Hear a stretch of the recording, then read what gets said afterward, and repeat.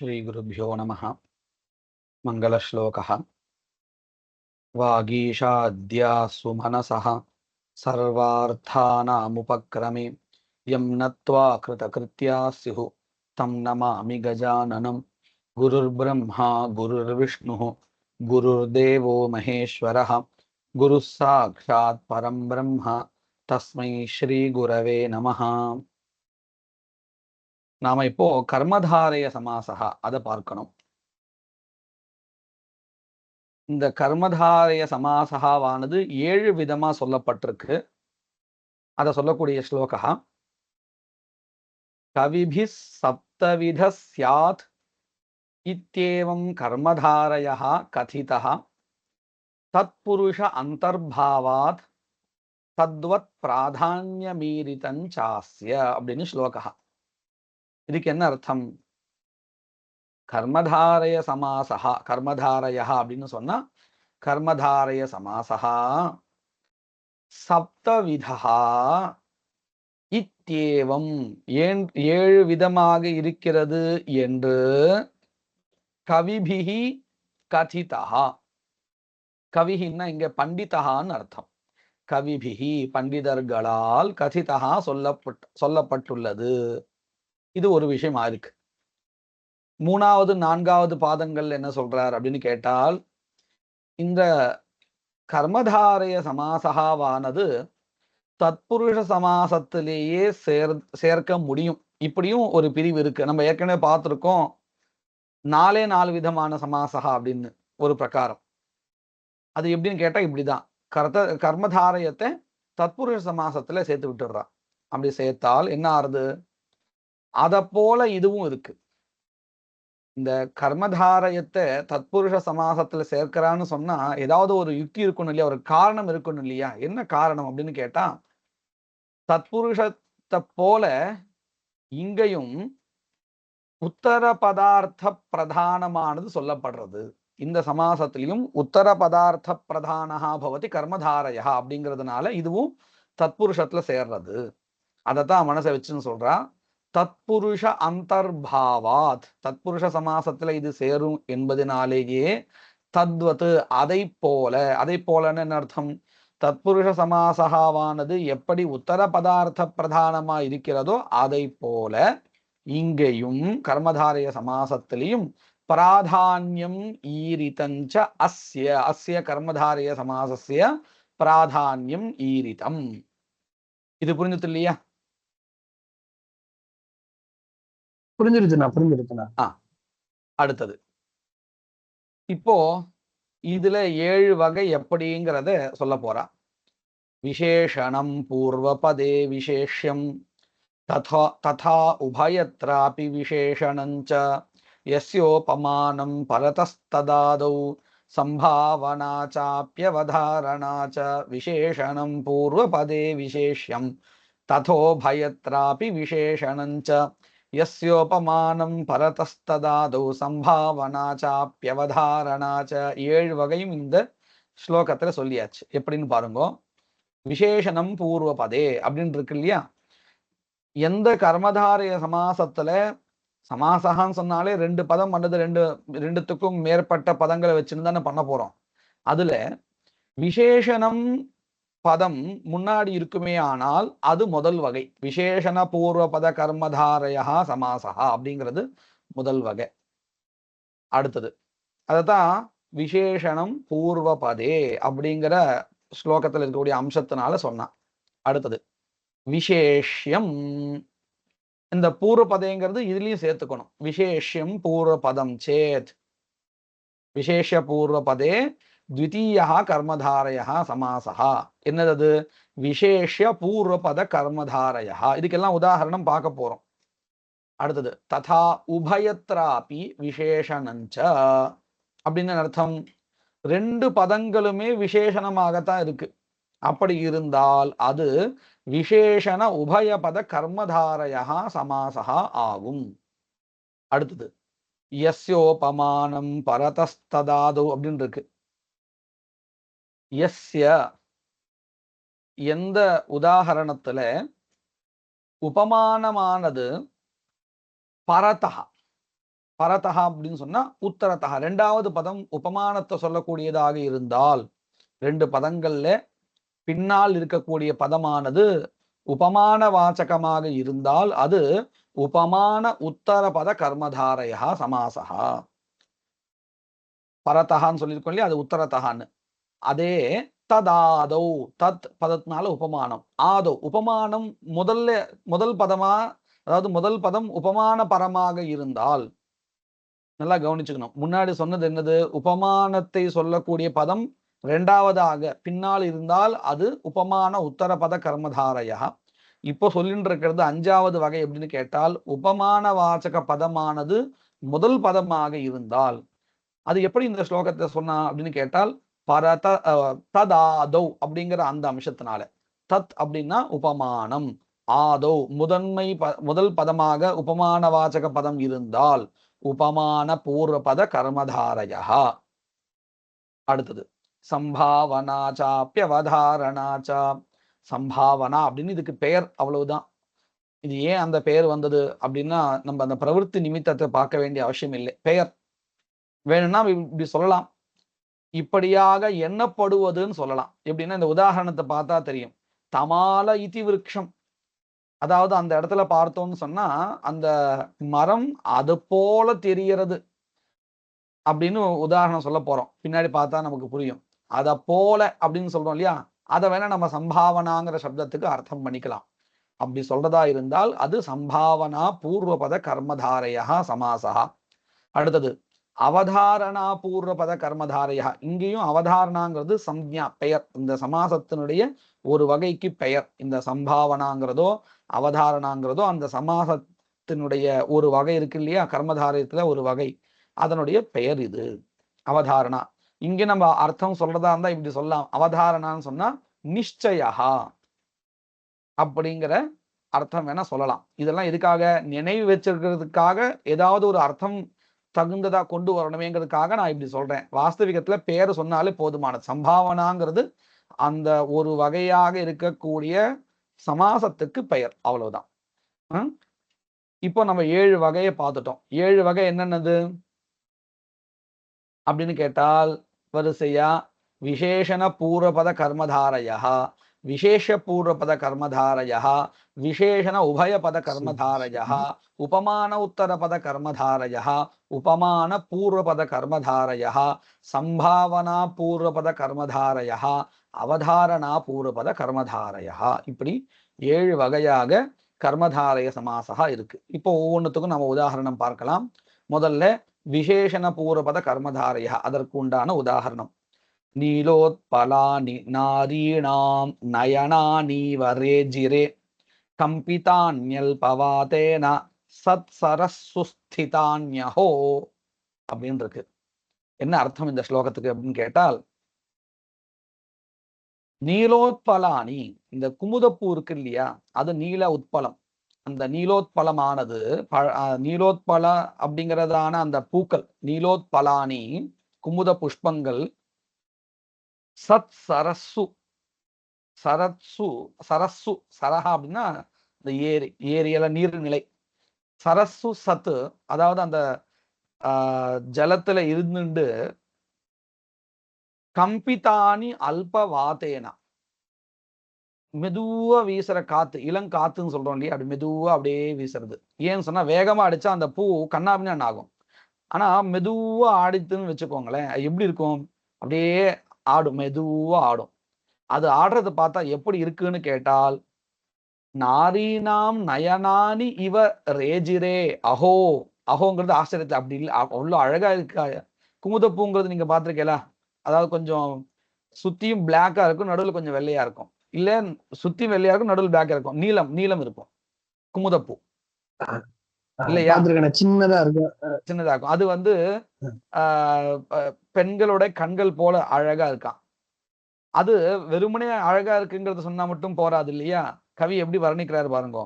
அந்த மெதுவா காத்து வீசுறது, வீசும்போது ஜலத்தை அப்படி ஆடுறது, அது ஆடுறத பார்த்தா எப்படி இருக்கு, பெண்களுடைய கண்களை போல அப்படி மெதுவா ஆடு. இந்த பெண்களுடைய கண்களுக்கு சஞ்சலம் அப்படின்னு சொல்லுவா, இப்படி இப்படி ஆடிண்டே இருக்கும். அத போல அது இருக்கான், அவ்வளவு அழகா வர்ணிக்கிறார். ரேஜி ரே இருக்குன்னு கூட சொல்லல, பிரகாசிக்கிறது. ராஜ்ரு தீப்தாயாம் தாத்து ரேஜிரே அத போல ஸ்திதானி அப்படில்ல இருக்கு, அஹோ ஆச்சரியம் அப்படின்னு வர்ணிக்கிறார். இது ஸ்லோகத்தினுடைய அர்த்தா. நமக்கு இதுல தேவையானது இந்த வர்ணனையோ இதோடைய ரசிப்போ இல்லை, ரசிக்கணும், அதோட அதை விட்டுடணும். நமக்கு தேவை என்னதுன்னு கேட்டால் அந்த பதங்கள். என்ன பதம்? நீலோத்பலானி அப்படின்னு இருக்கு இல்லையா, அதை பாருங்க. நீலோத்பலம் அப்படிங்கிறது ஏகவச்சனம். நீலஞ்ச தத்து உத்பலஞ்ச நீலோத்பலம். இந்த கர்மதாரிய சமாசத்துல நம்ம தற்சப்தத்தை சேர்ப்போம். எதுக்காக அப்படின்னு கேட்டா, ரெண்டும் வெவ்வேறு பதங்கள் இல்லை, அதாவது ரெண்டும் வெவ்வேறு பதார்த்தம் இல்லை. நீல பதம் எதை சொல்றதோ அதைத்தான் உட்பல பதமும் சொல்றது. சரியா? இப்ப பாருங்க, ராமகிருஷ்ணா ராமகிருஷ்ணவ் அப்படின்னு சொல்றோம் இல்லையா, அந்த இடத்துல பார்த்தா தெரியும் ராமன் வேறு கிருஷ்ணன் வேறு இல்லையா? இதே தாசரதி ராமஹா அப்படின்னு சொன்னா அந்த இடத்துல தாசரதியும் ராமன் தான், ராமஹாவும் ராமன் தான். ரெண்டு பதங்களும் ஒருத்தர் தான் குறிப்பிடுறது. அதனாலதான் அபேத சம்பந்தேன அன்வயகான்னு சொல்லுவோம். பேத சம்பந்தா அபேத சம்பந்தா. இந்த ரெண்டுத்துக்கும் வித்தியாசம் தெரியுமா? இப்ப பாருங்க, ராமஸ்ய புஸ்தகம் அப்படின்னு சொல்றோம் இல்லையா, இந்த ராமஸ்ய அப்படிங்கிற இடத்துல ராமனுடைய சம்பந்தப்பட்ட புஸ்தகம்னு அர்த்தம். இந்த புஸ்தகத்துல ராமனுக்கு சம்பந்தம் இருக்கா இல்லையா? என்ன சம்பந்தம் இருக்குன்னு கேட்டால் இருக்கு. என்ன சம்பந்தம் இருக்குன்னு கேட்டா, ராமனை காட்டிலும் வேறான ஒரு சம்பந்தம் அப்படின்னு அர்த்தம். ராமன் கிட்ட இருந்து சொத்த சம்பந்தம் அங்க போய் சேர்றது, ராமனுடையதுன்னு அர்த்தம். புரியுறதா? ராமன் வேறு, புஸ்தகம் வேறு, ரெண்டு பதார்த்தங்களும் வெவ்வேறு. அந்த புஸ்தகத்துல ராமனுக்கு என்ன சம்பந்தம் அப்படின்னு கேட்டால் ஸ்வத்வ சம்பந்தம் இருக்கு. அப்போ அந்த ரெண்டு பேருக்கு நடுவுல இருக்கக்கூடிய சம்பந்தா வந்து பேத சம்பந்தா. புரியுறதா? அபேதன்னா என்ன தெரியுமா? அபேத சம்பந்தா. இத நல்லா புரிஞ்சுக்கிறதுக்கு அபேத சம்பந்தம் பார்த்தா தெரிஞ்சிடும். இப்ப பாருங்க, ரக்த கடஹா ரக்த கடஹா ரக்தஸ்ச அசௌ கடஸ்ச ரக்த கடஹா. கர்மதாரை சமாசத்தை சொல்றேன். இப்போ ரக்த பதத்தினால எது சொல்லப்படுறது தெரியுமா? கடஹா சொல்லப்படுறது. ரக்த வர்ணத்தை கொண்ட கடஹா சொல்லப்படுறது இல்லையா? கடபதத்தினால எது சொல்லப்படுறது? கடபதத்தினால ரத்தமா கடை இருக்குன்னு சொல்லப்படுறது. கடஹா தான் சொல்லப்படுறது, சந்தேகமே வேண்டாம், யோசிக்கவே வேண்டாம். அப்ப நம்ம அடுத்த கேள்வி வரும், எதுக்கு ஒரே பதார்த்தத்தை ரெண்டு பதங்களால சொல்லணும் அப்படின்னு இல்லையா? அதுதானே கேள்வி வரும். ஆனா பாருங்க, ரக்த பதமானது ரக்த வர்ணத்தை கொண்ட பொருளை சொல்றது. அந்த பொருள் எதுன்னு நமக்கு தெரியல, அது எதுன்னு காமிச்சு கொடுக்கறதுக்கு கடபதம். புரியுறதா? புரியுறது. அப்போ ரக்த பதமும் கடத்தை தான் சொல்றது, கடபதமும் கடத்தை தான் சொல்றது. அதனாலதான் ரெண்டுத்துக்கும் அபேத சம்பந்தான்னு சொல்லிட்டு இருக்கோம். ரக்த பதத்தினால சொல்லப்படுற பதார்த்தம் வேறு, கடபதத்தினால சொல்லக்கூடிய பதார்த்தம் வேறு. அப்படி இல்லை. எப்படி ராம பதத்தினால சொல்லக்கூடிய பதார்த்தம் வேறு, புஸ்தக பதத்தினால சொல்லக்கூடிய பதார்த்தம் வேறு அப்படின்னு நம்ம சொன்னோமா இல்லையா தத்புருஷத்துல? அந்த மாதிரி கர்மதாரத்து இல்லை இந்த இடத்துல, அப்படி இல்லை. ரக்த பதத்தினாலையும் கடகா தான் இந்த இடத்துல சொல்லப்படுறது, கடபதத்தினாலையும் கடகா தான் சொல்லப்படுறது. புரிஞ்சுதா இது எப்படின்னு? அதனாலதான் இந்த இடத்துல அபேத சம்பந்தான்னு சொல்லுவோம். இப்ப இந்த பேத சம்பந்தா அபேத சம்பந்தா ரெண்டுத்துக்கும் வித்தியாசம் புரிஞ்சது இல்லையா? புரிஞ்சிருச்சுண்ணா. அதுதான் இங்க நீலோத்பலம் அப்படிங்கிறது அப்படிதான். நம்ம இந்த சமயத்துல இதையும் தெரிஞ்சுப்போம். இந்த வர்ணங்களை சொல்லக்கூடிய பதங்கள் இருக்கு இல்லையா, அந்த பதங்கள் வெறும்னே புல்லிங்கத்துல மட்டும் உபயோகப்படுத்தினால் அது அந்த வர்ணத்தை சொல்லும். இதே விசேஷத்துக்கு ஏற்றபடி சொன்னால் அது வர்ணத்தை மட்டும் சொல்லாது, அந்த பதார்த்தத்தை சொல்லும். உதாரணத்துக்கு நான் சொல்றேன், நீலஹா அப்படின்னு நான் பொதுவா சொல்லியிருக்கேன், கூட எதுவுமே சொல்லல, வெறும்னே நீலஹா அப்படின்னு சொல்லியிருக்கேன். இப்போ இந்த நீல பதமானது எதை சொல்லும் தெரியுமா? வர்ணத்தை சொல்லுமா, நீல வர்ணத்தை கொண்ட பதார்த்தத்தை பொருளை சொல்லுமா? நீல வர்ணத்தை மாத்திரம். நீல வர்ணத்தை மட்டும்தான் சொல்லும். ஏன்னா நம்ம இதை புல்லிங்கத்துல தனியாக உபயோகப்படுத்தி இருப்பதினாலே குணே சுக்லாதயா பும்சி அப்படின்னு அமரகோஷத்தை வருது. புல்லிங்கத்துல இந்த வர்ணத்தை சொல்லக்கூடிய பதங்களை சொன்னால் அது அந்த வர்ணத்தை மட்டும்தான் குறிக்கும். ஆனா அதே சமயத்துல நீலோ கடஹா அப்படின்னு நான் சொல்லிட்டேன்னு வச்சுக்கோங்க, அந்த இடத்துல அந்த நீல பதம் வர்ணத்தை குறிக்காது, வர்ணத்தை கொண்ட பதார்த்தத்தை குறிக்கும். இது எப்படி தெரிஞ்சுக்கலாம்? இப்ப நீலோ கடஹா பார்க்கும்பொழுது நமக்கு பெரிய வித்தியாசம் தெரியாது. ஏன்னா நீல வர்ணத்தை கொண்ட அந்த பதார்த்தம் கடஹா, அதுவும் புல்லிங்கத்தை, அந்த பதார்த்தமும் புல்லிங்கத்துல சொல்லக்கூடியதா இருக்கு இந்த இடத்துல, நீலஹா கடஹான்னு. நாம வேற உதாரணத்தை எடுத்துட்டா புரிஞ்சுன்னு பாருங்க. நீலம் புஸ்தகம், இங்க மாறி எடுத்து பாருங்க, நீலம் புஸ்தகம். இப்ப இந்த நீல பதமானது எதை சொல்றதுன்னு கேட்டால் அந்த வர்ணத்தை சொல்லல, வர்ணத்தை கொண்ட புஸ்தகத்தை சொல்றது. குணி லிங்காஸ்து தத்வதி அப்படின்னு அமரகோஷா. குணி குணத்தை கொண்டது எதுவோ அதை சொல்லக்கூடிய பதம் எந்த லிங்கத்துல இருக்கோ அந்த லிங்கத்துக்கு மாறிடும் பதம். குணே சுக்லாதய பும்சி குணி லிங்காஸ்து தத்வதி அப்படின்னு நியமா. இது புரிஞ்சுதா இப்போ? புரிஞ்சிருச்சுண்ணா. இப்போ நாம இதெல்லாத்தையும் மனசை வச்சு நீங்க பார்த்தோம்னா, நீலா நிச்ச தானி உத்பலானிச்ச நீலோத்பலானி, இந்த தச்சப்தமானது எதை சொல்றதுன்னு கேட்டால் இந்த பதார்த்தம் தான் அந்த பதார்த்தம். நீல பதத்தினால எந்த பதார்த்தத்தை சொல்றோமோ அதுதான் உத்பல பதத்தினாலையும் சொல்லப்படுறதுங்கிறத காமிக்கிறதுக்காகத்தான் தச்சப்தா. நீலானிச்ச தானி உத்பலானிச்ச நீலோத்பலானி. அடுத்தது அல்பவாதா. அல்பஸ்ச அசௌ வாதஸ்ச அல்பவாதஹ, மெலிதான காற்று அப்படின்னு அர்த்தம். சத்சராம்சி சந்திச்ச தானி சராம்சிச்ச சத்சராம்சி. இப்போ இந்த எப்படி வந்ததுன்னு புரிஞ்சுது இல்லையா இந்த சமாசா? புரிஞ்சிருச்சு. இப்ப பார்த்தது விசேஷண பூர்வபத கர்மதாரய சமாசா. அடுத்தது பாருங்க, விசேஷ பூர்வபத கர்மதாரய. முன்னாடி நம்ம பார்த்ததுல விசேஷணத்தை சொல்லக்கூடிய பதம் முன்னாடி இருந்தது, நீலம் அப்படிங்கிற பதம், அல்பஹா அப்படிங்கிறது விசேஷணம். இப்படி விசேஷணத்தை சொல்லக்கூடியதான பதம் முதல் பதமா இருந்தது. இப்போ நம்ம பார்க்க போறது விசேஷத்தை சொல்லக்கூடிய பதம் முதல்ல இருக்கும். இது ரொம்ப குறைச்சலான இடங்கள் தான் வரும். உத்வீக்ஷயஸ்ய மாதங்கான் கணாஹ இதி மனிஷயா மயூரவ்யம்சகா ஹிருஷ்டாஹ நன்ருதுஸ்தம் நிருபம் பஜே அப்படின்னு ஸ்லோகம். என்ன அர்த்தம் இதுக்கு அப்படின்னு கேட்டால், யஸ்ய யாருடைய, மாதங்கானு, மாதங்கானா யானைகள், யாருடைய யானைகளை பார்த்து, கணாஹ இதி மனிஷயா உத்வீக்ஷய பார்த்து விட்டுன்னு அர்த்தம்.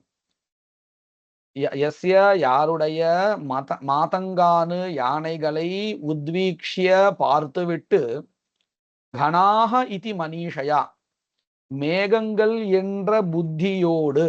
நம்ம இந்த சம்பாவனான்னு இப்ப பார்த்தோம் இல்லையா, இப்படியாக நினைத்து கொண்டுன்னு வேணா அர்த்தம் வச்சுக்கலாம் அப்படின்னு. அதுதான் இந்த கணாஹ இதி மனிஷயாங்கிற இடத்துல இருக்கு. வஸ்துதா அதுக்காக இந்த ஸ்லோகம் வரல, அது பின்னாடி வரணும். ஆனா இந்த ஸ்லோகத்தை எதிர்த்து அதுவும் வந்து மாட்டின்னு இருக்கு. அந்த உதாரணம் கண இதி மனிஷயா அப்படின்னு அர்த்தம், மேகங்கள் என்ற புத்தியோடு, மேகங்கள் என்று நினைத்து கொண்டு. என்ன தாத்பரியம்னு கேட்டா, இந்த மயில்கள் இருக்கே அவைகள் எப்போ வந்து சந்தோஷத்தோடு தோகை விரிச்சு ஆடும் அப்படின்னு கேட்டால், மழை வருகின்ற அந்த மேகங்களை பார்த்து, மழையை கொடுக்கின்ற மேகங்களை பார்த்தால் அது ரொம்ப உற்சாகம் ஆயிடும்.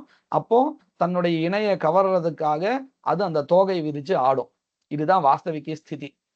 இந்த ஸ்திதியில இது இப்படி இருக்கு இல்லையா. ஆனா அந்த ராஜாவினுடைய யானைகள் இருக்கே அது பிரம்மாண்டமா இருக்கான், பெரிய சரீரத்தோடு இருக்கு. இன்னொன்னு அதனுடைய வர்ணம் பார்த்தா கரு மேகம் போல இருக்கான். அந்த யானையினுடைய சரீரத்தை பார்த்தா, அதை பார்த்துட்டு இந்த மயில்கள், மயூரம் வியம்சகாக, வியம்சக சப்தத்துக்கு ரூட் அப்படின்னு அர்த்தம், ரொம்ப ரஃப் அப்படின்னு சொல்றோம் இல்லையா, திமிரு பிடிச்ச மயில்கள் அப்படின்னு வேணா சொல்லலாம். ஏன் அப்படின்னு கேட்டா, இது சாதாரண மயில்கள் இல்லை, அவ்வளவு சீக்கிரத்துல இது வந்து சந்தோஷம் அடைஞ்சு தோகையெல்லாம் இது பண்ணாது. ரொம்ப ரூடானது, ஒரு ரஃப்பான இருக்கக்கூடிய மயூரங்கள். இவைகள் இந்த யானையை பார்த்து மேகங்கள், அதுவும் எப்பேற்பட்ட மேகங்கள், கருமேகங்கள் என்று நினைத்து ஹிருஷ்டாகா சந்தோஷம் அடைந்தவைகளாக நன்று துகு நடனம் ஆடின. இப்பேற்பட்ட யானைகள் எந்த ராஜாவிற்கு இருக்கிறதோ தம் நிருபம் பஜே, அப்பேற்பட்ட ராஜாவை நான் வணங்குகிறேன் அப்படின்னு ராஜாவுக்கு பிரசம்சை பண்ற மாதிரி இருக்கு. அதாவது அவ்வளவு செல்வ செழிப்போட இருக்கானா ராஜா. அவன் கிட்ட இருக்கக்கூடியதான அதிகமா சாப்பிடக்கூடிய யானைகளே எப்படி புஷ்டியா இருக்கு அப்படின்னா அவன்கிட்ட அவ்வளவு செல்வம் இருக்குன்னு அர்த்தம் தெரிகிறது. இது ஸ்லோகத்தினுடைய தாத்பரியம் இருக்கட்டும். நமக்கு இதுல வேண்டியது என்னன்னு கேட்டால் மயூர வியம்சகாகா அப்படிங்கிறதான இந்த பதம். இதுல வியம்சகாகா அப்படிங்கிற பதம் விசேஷண பதம். விசேஷத்தை சொல்லக்கூடிய பதம் மயூர பதம். அப்போ எது முன்னாடி இருக்கு? விசேஷத்தை சொல்லுகின்றதான மயூர பதம் முன்னாடி வந்துருது. மயூராஷ்ச தே வியம்சகாஷ்ச மயூர வியம்சகாஹா. இது நல்லா புரிஞ்சுதா? புரிஞ்சிருச்சுங்க. அடுத்தது விசேஷண உபயபத கர்மதாரயா. இந்த பேர் பார்த்தாலே நமக்கு புரிஞ்சுடுறது, ரெண்டு இடத்துலயும் ரெண்டு பதங்களும் விசேஷணமா இருக்க போறது. பும்சாம் ஸ்நாதானுலிப்தானாம் அன்னம் போஜ்யோஷ்ணமேவஹி பத்யமித்யப்ரவீத்வைத்யஹ சாஸ்திரே நிச்ச பிரச்சம் வச்சஹா. இந்த ஸ்லோகத்துக்கு என்ன அர்த்தம் அப்படின்னு கேட்டால், பும்சாம் மனிதர்களுக்கு, எப்பேற்பட்ட மனிதர்களுக்கு, ஸ்நாதானுலிப்தானாம் பும்சாம் அப்படின்னு அர்த்தம். ஸ்நாதாஹா, சில பேருக்கு குளிச்சா பசிக்க ஆரம்பிச்சிடும். அவாதான் இந்த ஸ்நாதானுலிப்தாகான்னு சொல்லுவா. அனுலிப்தாகா அப்படின்னு அர்த்தம் தெரியுமா? இந்த சந்தனாதிகளை தடவியவர்கள் அல்லது இந்த தைல லேபனம் பண்ணவர்கள், இவர்களுக்கு, அதாவது குளித்தவர்களுக்கு, எண்ணெய் முதலிய வஸ்துக்களை தேய்த்து கொண்டவர்களுக்கு, அப்பேற்பட்ட மனிதர்களுக்கு எதுடா பத்தியம், மருந்து எது அப்படின்னு கேட்டா போஜ்யோஷ்ணமேவஹி, அன்னம் போஜ்யமா இருக்கணும், உஷ்ணமான அன்னம், சூட சூட இருக்கக்கூடிய சாதம், இதுதான் அன்னம் தான். என்னதான் பத்தியம் இத்யப்ரவீத்.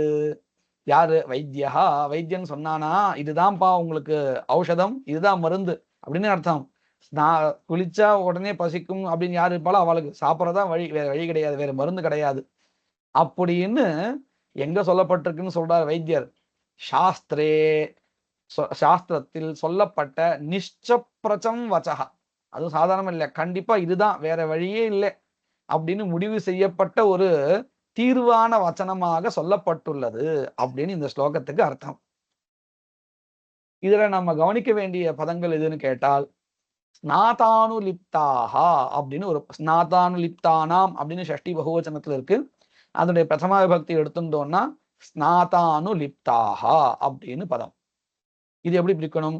ஸ்நாதாஷ்ச ததா அனுலிப்தாஷ்ச, ஸ்நாதாஷ்ச தே அனுலிப்தாஷ்ச ஸ்நாதானுலிப்தாகா. குளித்தவர்கள், அனுலிப்தாகனா எண்ணெய் முதலியதான இதை தட வேண்டியவர்கள் அர்த்தம். நம்ம இந்த தைல ஸ்நானம் எல்லாம் பண்றோம் இல்லையா, அபியஞ்சனம் எல்லாம் பண்றோம் இல்லையா, அந்த மாதிரி ஆள் அப்படின்னு வச்சுக்கணும். அது வாஸ்தவத்தில் எல்லாருக்கும் உண்டு இல்லையா, பசிக்க ஆரம்பிச்சிடும் உடனே. அடுத்தது போஜ்யோஷ்ணம். போஜ்யோஷ்ணம்னு அர்த்தம். போஜ்யம் ச தத்து உஷ்ணம் ச. போஜ்யம்னா சாப்பிடுறதுக்கு தகுந்ததா ருசியா இருக்குன்னு அர்த்தம். அது மட்டும் இருந்தா போதுமா? நல்லா கொஞ்சம் சூடா இருக்கணும், உஷ்ணத்தோட, அப்பதான் இன்னும் நிறைய சாப்பிட தோணும். அதனால அந்த அன்னம் எப்படி இருக்கு, அன்னத்துக்கு இது விசேஷனம். இங்க நம்ம இது கவனிக்கணும். ஸ்நாதாகாங்கிற பதமும் விசேஷண வாச்சமா இருக்கு. எதுக்கு? பும்சாம்ங்கிறதுக்கு விசேஷணமா இருக்கு. பும்சாம் அப்படிங்கிறது விசேஷ வாச்சகா சப்தா. அதுக்கு விசேஷணமாக எது இருக்குன்னா ஸ்நாதாகா அனுலிப்தாஷ்ச, ரெண்டுமே விசேஷனம். அப்போ இந்த ரெண்டு பதங்களுமே எப்பேற்பட்ட பதங்களா இருக்குன்னு கேட்டா ரெண்டுமே இங்க விசேஷண வாச்சகமான சப்தங்களாக இருக்கு. அதனாலதான் இங்க விசேஷண உபயபத கர்மதாரயான்னு சொன்னோம். சரியா? இப்ப இது புரிஞ்சுது இல்லையா? புரிஞ்சிருச்சுங்க. அடுத்தது அதே மாதிரி உதாரணம் போஜ்யோஷ்ணம். இந்த ரெண்டும் எதுக்கு விசேஷனம் அப்படின்னு கேட்டால் அன்னத்துக்கு விசேஷனம். अन्नं विशेष्यवाचक शब्दः भोज्यञ्च तत् उष्णञ्च भोज्योष्णम् அடுத்தது சாஸ்திரே நிஷ்சப்ரச்சம் வச்சஹா அப்படின்னு இருக்கு இல்லையா இதுல வச்சஹாங்கிற பதம் விசேஷவாச்சகமான பதம் அதற்கு விசேஷனம் நிஷ்சப்ரச்சம் நிஷ்சிதஞ்ச தத்து பிரச்சஞ்ச நிஷ்டிதம்னா நமக்கே தெரியும் நிச்சயிக்கப்பட்டது அப்படின்னு அர்த்தம் முடிவு செய்யப்பட்டது இப்படித்தான் அதுதான் சரி அப்படின்னு முடிவு செய்யப்பட்டது பிரச்சம்னா என்ன தெரியுமா தேர்ந்தெடுத்து சொல்லப்பட்டது சித்தம் பிரகிருஷ்டேன சித்தம் தேர்ந்தெடுக்க இவனுக்கு இதுதான் மருந்து அப்படின்னு முடிவு செய்யப்பட்டு தேர்ந்தெடுக்கப்பட்டு சொல்லப்பட்டிருக்கு அப்படின்னு அர்த்தம் அப்ப இந்த ரெண்டுமே எப்பேற்பட்டதா இருக்குன்னு கேட்டால் விசேஷண வாச்சகமாக இருக்கு நிஷ்டிதஞ்ச தத்து பிரச்சஞ்ச நிஷ்ச பிரச்சம் இப்போ இந்த விசேஷணத்தை வச்சுண்டு சொல்லப்பட்ட அந்த பிரச்சிதம் இல்ல பிரச்சம் தானே நான் இங்க பிரச்சிதம்னு போட்டிருக்கு தத் பிரச்சிதம்னு போட்டிருக்கு பிரச்சம்ச அப்படின்னா அப்படிதான் வரணும் இங்க என்னோட புஸ்தகத்தை இந்த புஸ்தகத்தை பார்க்கலாம் வெறும் ஸ்லோகத்தை மட்டும் பார்த்து சொல்றேன் ஸ்லோகத்துல அப்படிதான் இருக்கு புஸ்தகத்துல எப்படி இருக்கு பிரச்சிதஞ்சன்னு போட்டிருக்கு இல்லையா நிஷ்டிதஞ்ச தத்து பிரச்சஞ்சா கூட போதும் பிரச்சிதம்னு இந்த தப்பிரத்தியாந்த பதமா போட்டிருக்கு பிரச்சம்னு சொன்னாலே அந்த அர்த்தம் தான்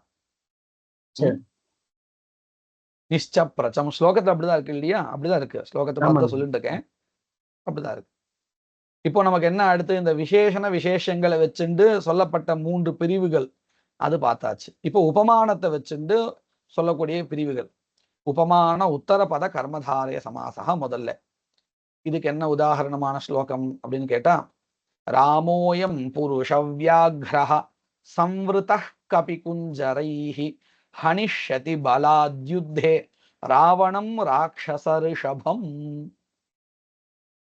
ரொம்ப சுலபமான அர்த்தம் தான் பிரசித்தமான நமக்கு தெரிஞ்சதுதான் அயம் ராமஹா இந்த ராமன் எப்பேற்பட்டவர் இவர் புருஷ வியாக்ரஹா இந்த காவியங்கள்லாம் நம்ம பார்க்கலாம் சிரேஷ்டஹா உயர்ந்தவர் அப்படிங்கிற அர்த்தத்தை கொடுக்கறதுக்காக சில பதங்களை உபமானமாக உபயோகப்படுத்துவா வியாக்ரஹா சிம்ஹா ரிஷபஹா புங்கவஹா கஜஹா கஜகேசரி இப்படிலாம் சொல்றா இல்லையா இந்த பதங்கள் எல்லாமே எதற்காக உபயோகப்படுத்துவான்னு கேட்டா ஒருத்தரை உயர்த்தி சொல்றதுக்கு உண்டான பதங்கள் ரிஷபஹா அப்படின்னு சொன்னா அவர் பெரியவர் அப்படின்னு அர்த்தம் அதுல ரொம்ப சிறந்தவர் அப்படிங்கிற அர்த்தத்துல இப்போ அந்த மாதிரி இங்க புருஷ வியாகிரகான்னு பதம் இருக்கு அதாவது மனிதர்களுள் புலி போன்றவர் அப்படின்னு அர்த்தம் அயம் புருஷ வியாகிரகா ராமஹா எப்பேற்பட்டவரா இருக்கார் கபி குஞ்சரைஹி சம்ருதா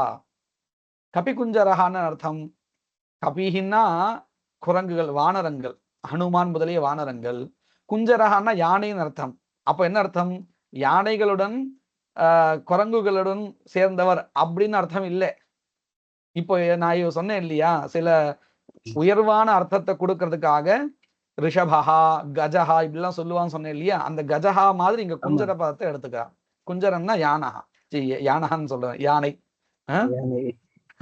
சம்ஸ்கிருதத்தையும் தமிழையும் சேர்த்து சொல்லிட்டேன் யானஹான்னு நம்ம இந்த பகவானே சொல்றது உண்டு இல்லையா குஞ்சரானனஹா அப்படின்னு சொல்றது உண்டு யாரை ஆணை முகத்தான் அப்படிங்கிறத குஞ்சரானனஹா கஜானனஹான்னு சொல்லுவோம் இல்லையா அந்த இடத்துல இந்த குஞ்சர பதத்தை தான் உபயோகப்படுத்துறோம் கபி குஞ்சரைஹி அப்படின்னு அர்த்தம் இந்த வானரங்களிலே சிறந்ததான வானரங்களால் பகுவச்சனம் சம்வృతஹா சூழப்பட்டவனாக என்ன பண்ணினார் யுத்தே யுத்தத்தில் ராவணனை எப்பேற்பட்ட ராவணனை அவனுக்கு ஒரு விசேஷனம் ராட்சசரிஷபம் ராட்சசேஷு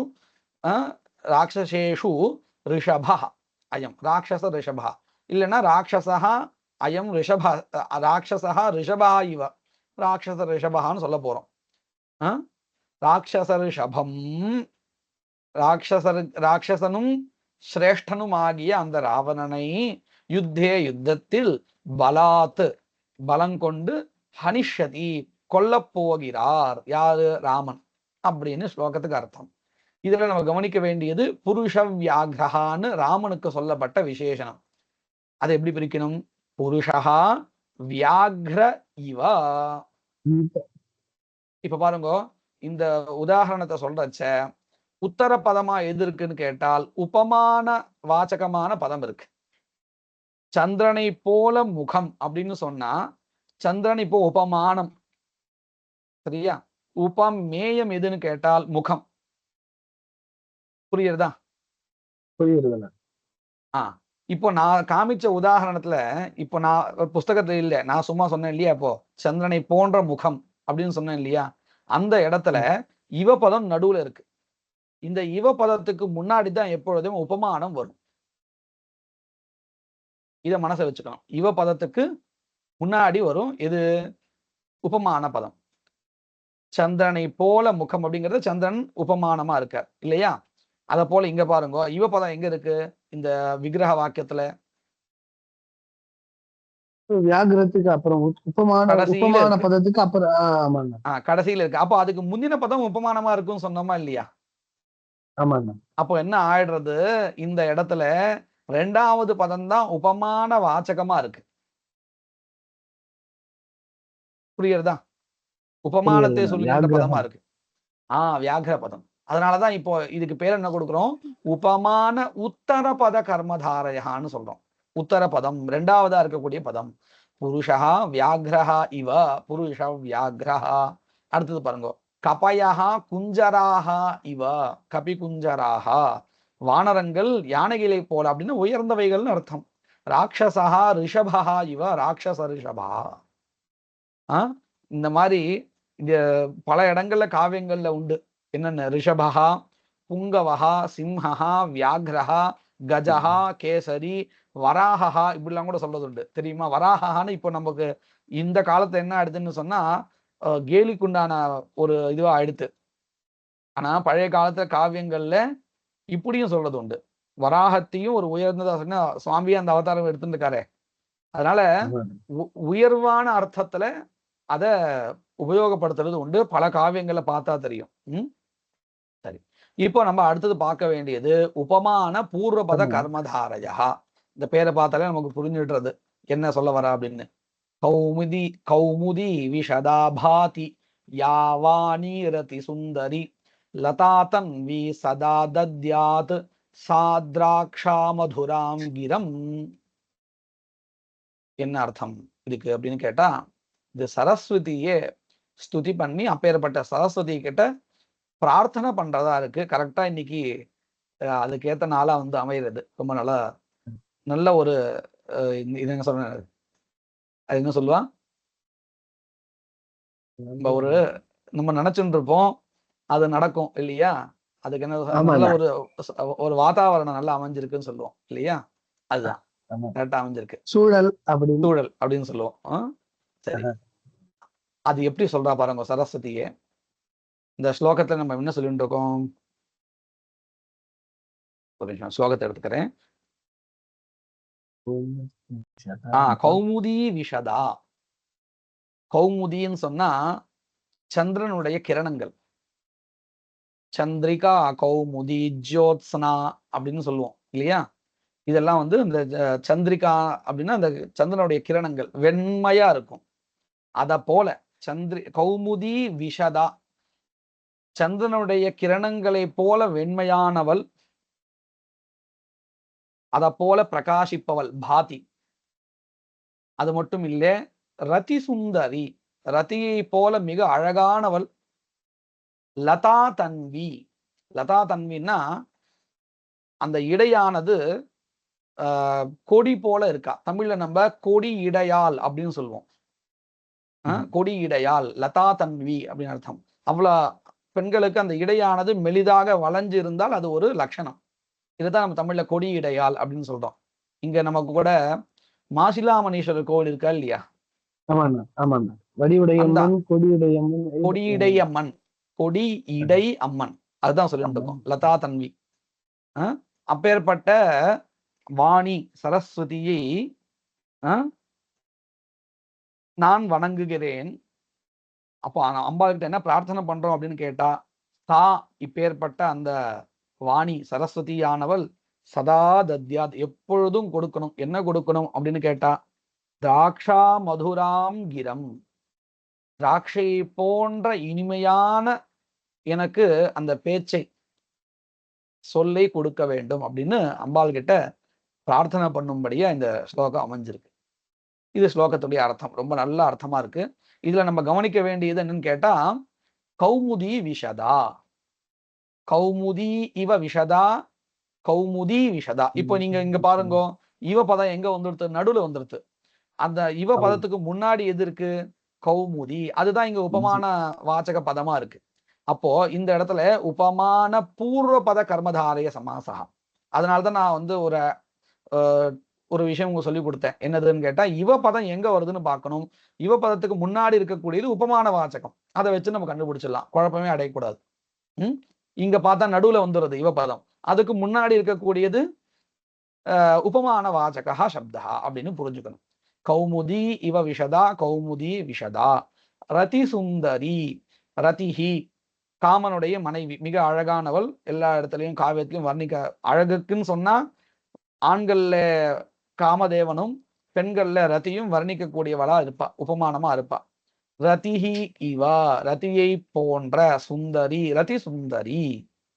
லதா இவ தன்வி, கொடியை போல இடையை கொண்டவள் சேர்ந்தால் லதா தன்வி. அடுத்தது திராட்சா மதுரா கிரம். இந்த கீஹி இருக்கு இல்லையா, கீன்னா சொல், அதற்கு விசேஷனம் திராட்சா மதுரா அப்படின்னு இருக்கு. திராட்சா இவ மதுரா, திராட்சா மதுரா. இது புரிஞ்சுதா? புரிஞ்சிருச்சுண்ணா. அடுத்தது ஆனா சம்பாவனா இதுல ஒரு சின்ன என்ன இதுல சம்சயா? சின்ன இப்ப உபமான உத்தர பதத்துக்கும் உபமான பூர்வ பதத்துக்கும் சொல்லும் போது புருஷ வியாகிரகான்னு சொல்றோம், இங்க கௌமுதி விஷதான்னு சொல்றோம். ஆமா, ஆனா அந்த ஸ்லோகத்தை வச்சுதான் நம்ம வந்து அயம் ராமஹா புருஷ வியாகிரகான்னு அங்க உபமான பதம் வந்து உத்தர பதமா இருக்குன்னு நம்ம இது பண்ணோம். இங்க கௌமுதி விஷதாங்கும் போது கௌமுதிங்கிறது வந்து உபமான பதம், உபமான பதம், அது பூர்வத்துல இருக்கு. பூர்வத்துல இருக்கு. சரிதான். அதனாலதான் சொன்னேன், அந்த இவ பதத்துக்கு முன்னாடி எது இருக்குன்னு பார்க்கணும் அப்படின்னு சொன்னேன். பிரிக்கும் பொழுது கௌமுதி இவ விஷதான் பிரிக்கிறோம் இல்லையா, அதை வச்சு நம்ம கண்டுபிடிச்சிடலாம். அதாவது தமிழ்ல நம்ம சொல்லி பார்க்கும்போது தெரியும் இல்லையா, சந்திரனுடைய கிரணங்களை போல வெண்மையானவள் அப்படின்னு சொன்னா இது வந்து உபமான பூர்வபத கர்மதாரையா. இதே இப்படி சொன்னால், அதாவது கௌமுதி விஷதா இவ விஷதா அப்படின்னு சொன்னா, நல்லா பாருங்க, கௌமுதி விஷதா அப்படின்னு சொல்லிட்டா அது ஒரு பதம் ஆயிடும். சந்திரன் கிரணங்களை போல வெண்மையை கொண்ட வெண்மையானவள் அப்படின்னு சொன்னா அது என்ன ஆயிடும் தெரியுமா? அது வந்து உபமான உத்தரபத கர்மதாரன்னு ஆயிடும். ஆனா அங்கேயும் கௌமுதி விஷதா அங்கேயும் வராது. அங்கேயும் வந்து இதுதான். ஏன்னா கௌமுதி விஷதாங்கிறதே அங்க வந்து உபமானம் ஆயிடும், அப்படின்னு சொல்ல முடியாது. ஆமா, இது இந்த கஜானனம் சொல்றோம் தெரியுமா, அங்கேயும் வந்து இப்படிதான் சொல்றோம். கஜ ஆனனம் இவ ஆனனம் அப்படின்னு சொல்லிட்டு இருக்கோம். கஜ ஆனனம் இவ கஜ ஆனனம் அப்படின்னு. இந்த இப்ப நான் சொன்ன உதாரணம் கூட சரி வராது. அதாவது இது அப்படியே கௌமுதி விஷதாவையே நான் வந்து உபமான உத்தர பத கர்மதாரயமா மாத்தலான்னு ட்ரை பண்ணேன். ஆனா வரல. இந்த ரெண்டு வித்தியாசம் புரிஞ்சுதா? புரிஞ்சிருது. கொஞ்சம் அபியாசம் பண்ண எனக்கு இன்னும் நல்லா புரிய ஆரம்பிச்சு. 4 இடங்கள் உதாரணங்கள் பார்த்தா புரிஞ்சிடும். புரிஞ்சிடும். ஆமா. அடுத்தது சம்பாவனா பூர்வபத கர்மதாரயா. இந்த சம்பாவனா அப்படிங்கிறதுக்கு நம்ம சொல்லிட்டோம், இது பெயர். அப்படி இதுக்கு ஒரு அர்த்தம் வேணுமா இருந்தால் இப்படின்னு நினைச்சுண்டு சம்பாவிதம் அப்படின்னு சொல்றோம் இல்லையா, அப்படின்னு அர்த்தம் வேணா வச்சுக்கலாம். இதுல முதல் பதம் சம்ஞாவாச்சகமா இருக்கும். எப்படின்னு பாருங்க. தமால விருக்ஷை அபிதஹ சம்வருத்தோ விந்திய பர்வதஹ பம்பரை சகலைர் திருஷ்டஹ தூராத் கஜ மனிஷயா. இதுவும் கிட்டத்தட்ட அந்த நம்ம ஒரு உதாரணம் பார்த்தோம் இல்லையா, கஜ மனிஷயான்னு, அந்த மாதிரிதான் இருக்கு இந்த இடமும். இதுல எப்படி இருக்கு வர்ணனை ஸ்லோகத்துல அப்படின்னு கேட்டா, இந்த தமால விருட்சம்னு உண்டு. கருப்பா இலை இருக்கும், ரொம்ப கிரீனா இருக்கும். கிட்டத்தட்ட அது வெத்தலைதான் நினைக்கிறேன். அது தமாலா அப்படின்னா வெத்தலை இலைதான். கொடி படர்ந்து இருக்குன்னு வச்சுப்போம். எங்க ஒரு மலையில சுத்தியும் படர்ந்து இருக்கு. அந்த தமால விருட்சைஹி சர்வதா பரிவிருத்தா பர்வதா. இந்த அபித சம்விருத்தகான் இருக்கு இல்லையா, அபிதகான முழுவதுமாக அந்த விந்திய பர்வதமானது சம்விருத்தகா சூழப்பட்டுள்ளது. எவைகளால்? தமால விருட்சங்களால். இத மேலிருந்து இந்த வண்டுகள்லாம் பார்த்துட்டு இருக்கான். பார்த்தா அவைகளுக்கு எப்படி பம்பரைஹி அப்படின்னு இருக்கு. சகலைஹி பம்பரைஹி. பம்பரஹான்னா இது பிரமரஹா, வண்டுகள். இவைகளால் திருஷ்டகா பார்க்கப்பட்டது. எது? அந்த பர்வதகா. இப்படி தமால விருட்சங்களால் சூழப்பட்ட பர்வதகா பார்க்கப்பட்டது. பார்த்துட்டு அது என்ன நினைச்சுட்டதான், தூராத்து பார்த்ததுனால கஜமணீஷயா, அது எப்படி பார்த்ததான், இது ஏதோ பெரிய கஜம் போல இருக்கு. அதுவும் எப்பேற்பட்டது? ஏன் கஜம் சொல்லணும் அப்படின்னு கேட்டா, இந்த பிரமரங்கள்லாம் இருக்கு இல்லையா, இந்த யானையினுடைய தலையிலிருந்து மத நீர் வழியும் இல்லையா, அதுக்காக சுத்தின்னு இருக்கும், சுத்தி சுத்தி வரும். அதனால அது மேல இருந்து பார்க்கும் பொழுது இது ஒரு பெரிய ஏதோ யானை இருக்கு போல இருக்கு. அதனுடைய கலர் மாதிரி இருக்கு. பார்த்தா தூரத்துல பார்த்தா பெரிய யானை இருக்குன்னு நினைச்சுட்டு அங்க சுத்திண்டே இருந்ததாம். இது இந்த பிரமரங்கள் எல்லாம், வண்டுகள் எல்லாம் சுத்திண்டே இருந்தது அப்படின்னு வர்ணனை. இதுல நமக்கு வேண்டியது எதுன்னு கேட்டால், தமால விருட்சா. தமால இதி விருட்சா. தமால விருட்சா. தமாலஹா என்கின்ற மரமானது எதை போல தெரிஞ்சது? யானையை போல தெரிஞ்சது. யானையினுடைய வர்ணம் போல தெரிஞ்சது, கலர் போல தெரிஞ்சது, தோல் போல, சர்மம் போல தெரிஞ்சது. இதுல இதிங்கிற ஒரு பதம் சேரும். இந்த சம்பாவனா பூர்வபத கர்மதாரயாவில் இதி பதம் சேரும். அந்த இதிங்கிற பதத்துக்கு முன்னாடி இருக்கக்கூடியது சம்ஞாவாச்சகமான பதமா இருக்கும், பெயரை சொல்லுகின்ற பதமா இருக்கும். தமாலங்கிறது அந்த விருட்சத்தினுடைய பெயர். பாருங்க, தமால இதி விருட்சகான் இருக்கா இல்லையா, விருட்ச பதத்தினால விருட்சகா சொல்லப்படுறது மரம். அது என்ன மரம்ங்கிறது அந்த விருட்ச பதத்தை பார்த்தா தெரியாது. ஆனா அந்த இதிங்கிற பதத்துக்கு முன்னாடி இருக்கக்கூடிய பதத்தை பார்த்தா தெரிஞ்சிடும். அது பெயர் சொல்லா இருக்கும். தமால இதி விருட்சா. இது புரிஞ்சது இல்லையா? புரிஞ்சிருச்சுண்ணா. அடுத்தது விந்திய இதி பர்வதா. விந்திய பர்வதா, பர்வத பதத்தினால மலை சொல்லப்படுறது. அது என்ன மலை அப்படின்னு கேட்டால் அதனுடைய பெயரை சொல்லக்கூடியதாக விந்திய அப்படிங்கிற பதம் இருக்கு, சம்ஞாவாச்சகமா இருக்கு. அத போல கஜமணீஷா, அதுக்கப்புறம் திருத்தியா பக்தி கஜமணீஷையான்னு வரும். மணீஷா எண்ணம். என்னன்னு நாம, இதையும் சேர்த்துக்கணும். சம்ஞா நாம. நாமன்னா பெயர் சுபந்த பதமா இருக்கும், நாம பதமா இருக்கும். கஜஹா அப்படிங்கிற பதம் என்னன்னு அந்த வண்டுகளுக்கு நினைப்பு அப்படின்னு கேட்டால் கஜ இதி மணீஷா. கஜ மணீஷா. அந்த மணீஷாங்கிறது புத்தி, அதுல விஷயமா இருக்கக்கூடியது கஜஹாங்கிறது நாம பதமா இருக்கும். அதை சொல்லிட்டு இருக்கா இங்க. கஜ மணீஷா தயா கஜ மணீஷயா அப்படின்னு ஆச்சு. இப்ப ஏழாவது வகை அவதாரணா பூர்வபத கர்மதாரயா. மணீஷா சலிலைர் யுக்தி ரத்னைர் வாக்கல்பனோர்மிபிஹி யசஸ் சரித்பிஸ் சம்பன்னஹ பாத்யயம் கவிசாகரஹா. இந்த ஸ்லோகத்துல என்ன சொல்ல வரான்னு கேட்டா, ஒரு கவிய புகழா. என்னன்னு, இவர் யார் தெரியுமோ? கவி சாகரஹா, கவி கடல் அப்படின்னு. இவர் கவிக்கடல் போல தெரியறார். பாதி அயம், அயம் இவர் கவிசாகரஹா பாதி, கவிக்கடல் போல தெரியறார். அவ்வளோ பெரிய கவின்னு தெரியார். சரி, அவர் கடலா இருந்தால் கடலுக்கும் இவருக்கும் ஒரு சமமான தர்மம் சொல்லணுமே, ஒப்பான தர்மம் எதுன்னு சொல்லணுமே இல்லையா? அந்த தர்மத்தை மேற்கொண்டு சொல்றா பாருங்க. கடல்ல என்னென்னலாம் இருக்கும்? ஜலம் இருக்கும், அலைகள் இருக்கும், ரத்னங்கள் இருக்கும் இல்லையா? அந்த கடல்ல நதிகள் வந்து சேரும். இப்படி ஒரு 4 சாமானிய தர்மங்கள். இந்த 4 தர்மங்கள் நம்ம கடல்ல பாக்குறோம். அந்த தர்மங்கள் இவர்கிட்ட இருக்கா அப்படின்னு கேட்டா, ஆமா இருக்கு. எப்படி இருக்கு அப்படின்னு கேட்டா, இவருடைய புத்தி தான் என்னவா? மனிஷான புத்தி. புத்திர் மனிஷா திஷனாதி பிரஜா ஷேமுஷி மதின்னு சொல்றோம் இல்லையா? அந்த மனிஷான புத்தின்னு அர்த்தம். இவருடைய புத்தி தான் என்னது? கடல்ல இருக்கக்கூடிய ஜலம் போன்றது. கடல்ல ஜலம் இவருக்கு, இவருடைய புத்தி தான் ஜலம். சரி, கடல்ல அலைகள் வருதா இல்லையா?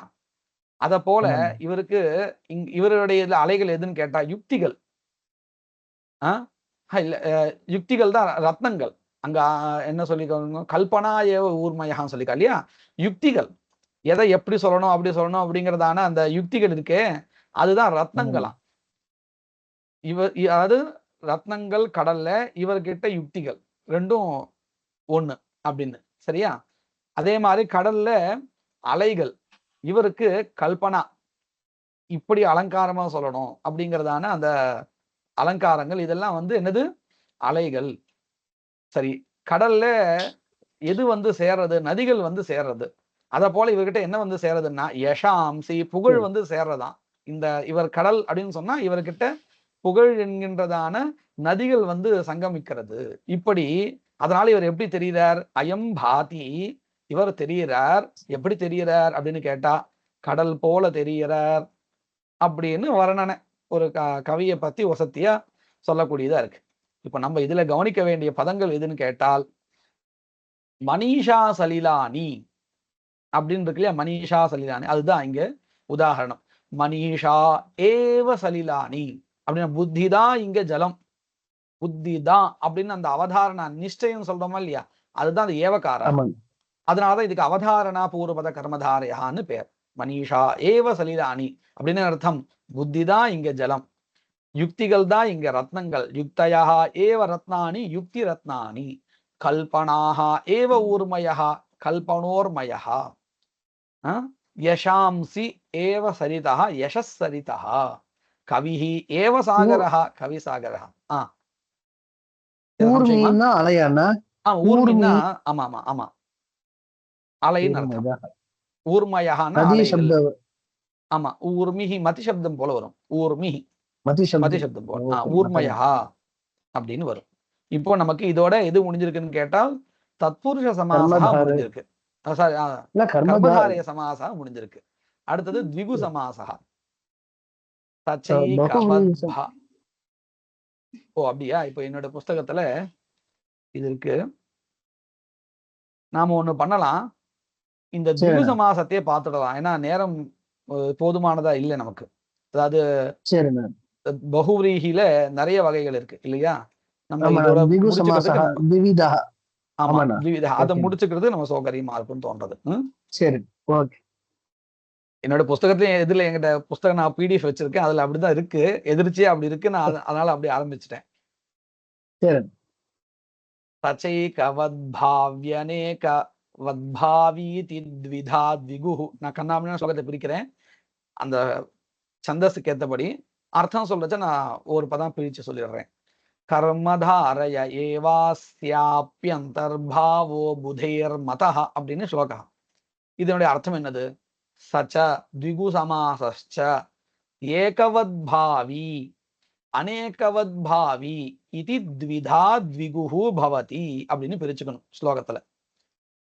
கர்மதாரையே ஏவ அஸ்யாபி அந்தர்பாவஹா புதைஹி மதஹா, கர்மதாரய சமாசத்திலேயே இதையும் சேர்க்க முடியும் அப்படின்னு புதைஹி பண்டிதர்களால மதஹா எண்ணப்படுகிறது. இந்த சமாசகாவானது அந்தர்பவதி, குத்திர அந்தர்பவதி, கர்மதாரையே ஏவ அந்தர்பவதி இது பண்டிதைஹி மதஹா. அர்த்தம் புரிஞ்சது இல்லையா? புரிஞ்சிருக்கு. இப்போ முதல்ல ஏகவத்பாவி த்விகுஹு. ஏகவத்பாவின்னா என்னது, அநேகவத்பாவின்னா என்னது அப்படின்னு கேட்டா, சமாசம் பண்ணினதுக்கு அப்புறம் சமஸ்த பதமா ஆகும் பொழுது அது ஏகவச்சனத்துல வந்து நிற்கும், ஒன்று ஆயிடும், பலது சேர்ந்து ஒன்று ஆயிடும், ஏகவத் பாவமா ஆயிடும். அதுதான் ஏகவத் பாவின்னு சொல்லிட்டு இருக்கோம். ஏகபாவத்தை அடைஞ்சிடும் அப்படின்னு அர்த்தம். ஒரு பொருளா ஆயிடும். எப்படின்னு பாருங்க, முதல்ல ஸ்லோகத்தை படிச்சிடுறேன். பஞ்சவட்யா சமம் க்ஷேத்திரம் திரிலோக்கியாம் நஹி வித்யதே தத்ர பஞ்சகவம் தத்வா ஜனஸ்ரேஷ்ட பதம் விரஜேத். பஞ்சவட்டி அப்படின்னு அந்த க்ஷேத்திரத்துக்கு பெயர். அந்த பஞ்சவட்டி க்ஷேத்திரத்துக்கு சமமான க்ஷேத்திரம் திரிலோக்கியாம், மூன்று லோகத்திலையும் நஹி வித்யதே இல்லவே இல்லை, அவ்வளோ வசத்தியான ஒரு க்ஷேத்திரம் அது. தத்ர அந்த க்ஷேத்திரத்தில் பஞ்சகவம் தத்வா, 5 பசுக்களை தானம் பண்ணி, ஜனஹா மனிதன் யார் பண்றானோ அவன், ஸ்ரேஷ்ட பதம் விரஜேத் உயர்ந்ததான பதவியை அல்லது உயர்ந்ததான இடத்தை, மோட்சத்தை விரஜேத் அடைகிறான், கச்சேத் அடைவான் அப்படிங்கிறது இந்த ஸ்லோகத்தினுடைய அர்த்தம்.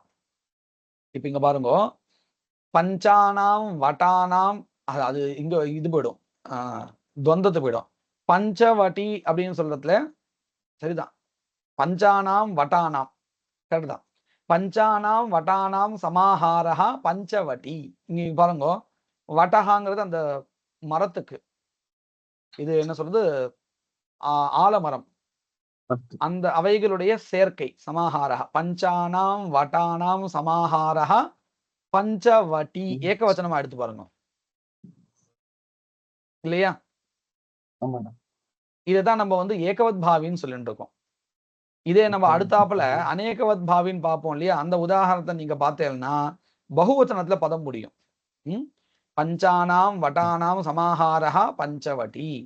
அடுத்தது த்ரயாணாம் லோகானாம் சமாஹாரஹ த்ரிலோகி. பஞ்சானாம் கவாம் சமாஹாரஹ பஞ்சகவம். இந்த மாதிரி நம்ம திரிபுவனம் அப்படிலாம் கூட சொல்றோம். த்ரயாணாம் புவானாம் சமாஹாரா திரிபுவனம் அப்படின்னு சொல்றோம் இல்லையா? அதெல்லாம் இந்த சமாசத்தை சேர்ந்ததான். இப்போ அடுத்தது பாருங்க, அநேகவத் பாவி திகுஹு. யுத்தேஷு விபுதா சர்வே பாடவாஸ்சாத்வரேஷ்வபி காயந்தியம் காரிய சித்தி பஜேஷான் மாதுரம் முதா.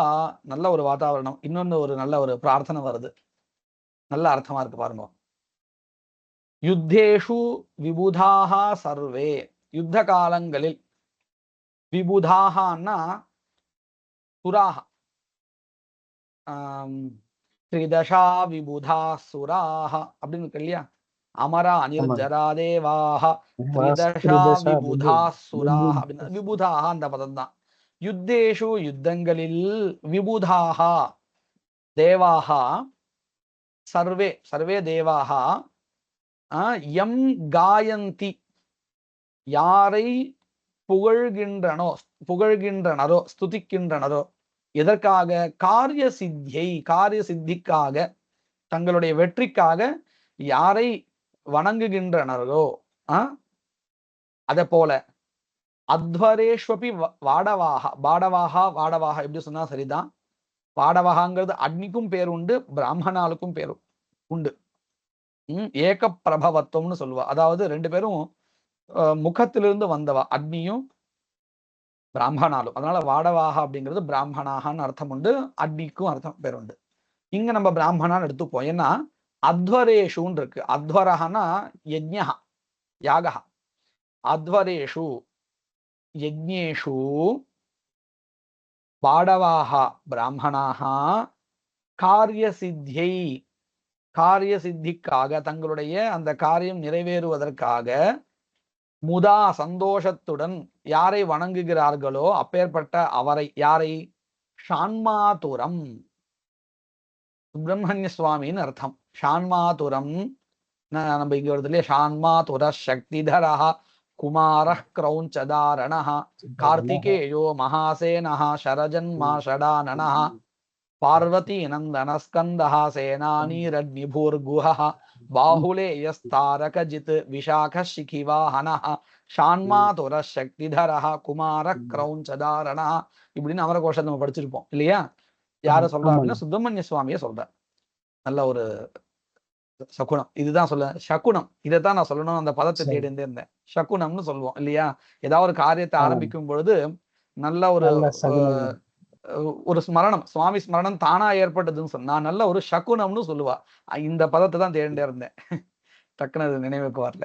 சரி, இந்த இதுல கூட வருது, பவனஸ்ய அனுகூலத்வாத் பிரார்த்தனா சித்தி சம்சினஹா அப்படின்னு ஒரு வாக்கியம் கேள்விப்பட்டதுண்டா? அது துஷ்யந்தன் வந்து ஏதோ ஒரு காரியத்துக்காக போறார்.